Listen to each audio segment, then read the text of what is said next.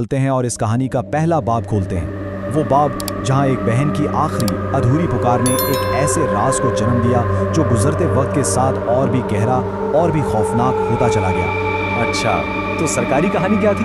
वो तो बड़ी सीधी सादी थी। कहते हैं कि 22 साल की अर्चना केमिकल फैक्ट्री से डरकर भागी, उसकी गाड़ी का एक्सीडेंट हुआ और वो जल गई, और बस रविपुरम शहर को एक जहरीली गैस लीक का नाम देकर हमेशा के लिए सील कर दिया गया। लेकिन इस कहानी में बहुत से झोल थे। वो परसरा साया क्या था जो उसकी गाड़ी के पीछे था? फोन कॉल अचानक क्यों कट गई? और हुकूमत ने इतनी जल्दी में पूरे के पूरे शहर को क्यों दफन कर दिया? और फिर एक और चीज थी, वो ख्वाब जो अतुल को 5 साल से सोने नहीं दे रहा था। हर रात वो अपनी बहन को एक इंतहाई भयानक बिगड़ी हुई शक्ल में देखता जो इससे चीख कर आज़ाद होने की भीख मांग रही थी। ये सिर्फ एक ख्वाब नहीं था, नहीं, ये एक इशारा था कि अर्चना की कहानी अभी ख़त्म नहीं हुई। कई साल की इस गहरी खामोशी के बाद सच्चाई की एक छोटी सी किरण इंटरनेट के एक अंधेरे कोने से चमकी। ये कॉन्स्पिरेसी थ्योरी थी, एक ऐसी वीडियो की शक्ल में जो अपलोड होते ही डिलीट कर दी गई थी। लेकिन अतुल के लिए यही पहला और आखिरी सुराग था। तो सवाल एक बार फिर वहीं आ खड़ा होता है, आखिर रविपुरम में हुआ क्या था? इस सरकारी झूठ के पर्दे के पीछे कौन सा भूत, कौन सा अफरीत छुपा बैठा था? यहाँ फर्क बिल्कुल साफ था। एक तरफ एक अफसोसनाक हादसे की कहानी और दूसरी तरफ एक ऐसा दावा जिसे सुनकर रोंगटे खड़े हो जाए। तो ये सब इंसानों पर किया जाने वाला एक खुफिया सरकारी तजुर्बा था जो बहुत बहुत गलत हो गया। जिस यूट्यूबर ने ये वीडियो पोस्ट की थी उसके दावे यकीन से बाहर थे। उसका कहना था कि रविपुरम के लोग मरे नहीं, बल्कि वो चलती फिरती लाशें यानी ज़ॉम्बीज़ बन गए थे।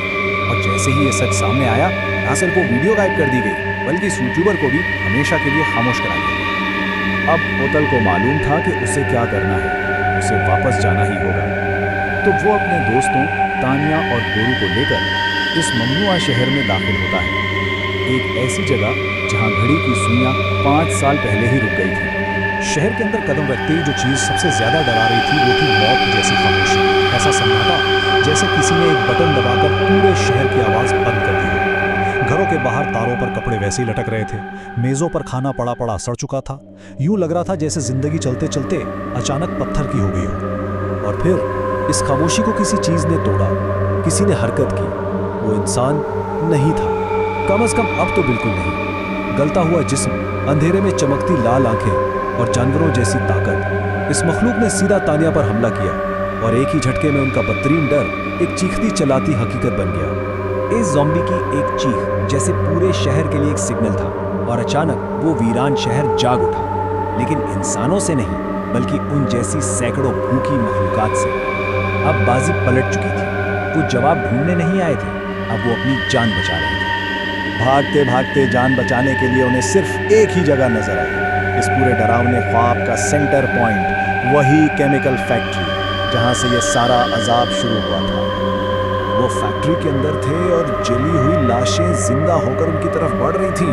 वो बिल्कुल फंस चुके थे कि अचानक अंधेरे में से एक आवाज़ आई, एक ऐसी जानी पहचानी आवाज़ जो अतुल ने पूरे 5 साल से नहीं सुनी थी।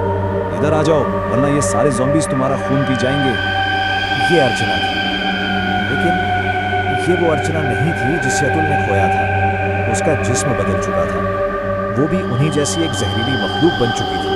लेकिन किसी मौजज़े की तरह उसका दिमाग, उसकी रूह जिंदा थी।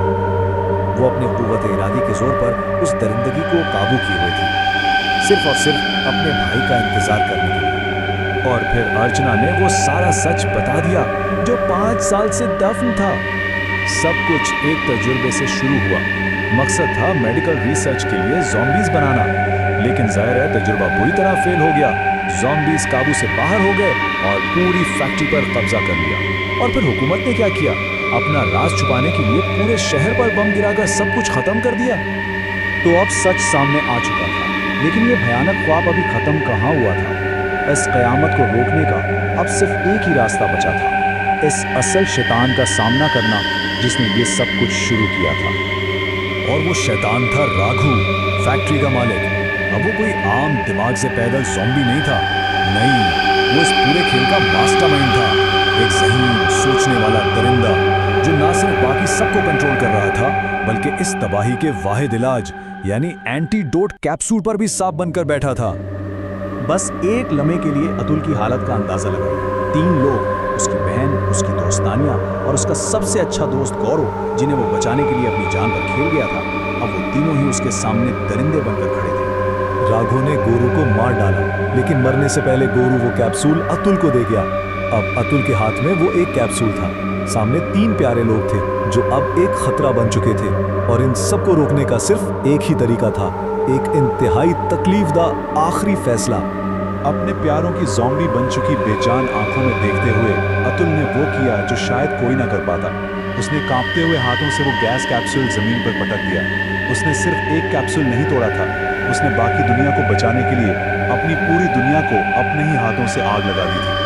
और ये कहानी अपने पीछे एक बहुत बड़ा, बहुत भारी सवाल छोड़ जाती है कि जब सच्चाई खुद एक जहर बन जाए, एक ऐसी वबा जो फैलने लगे, तो क्या उसे जड़ से उखाड़कर फेंक देना ही आखिरी हल होता है?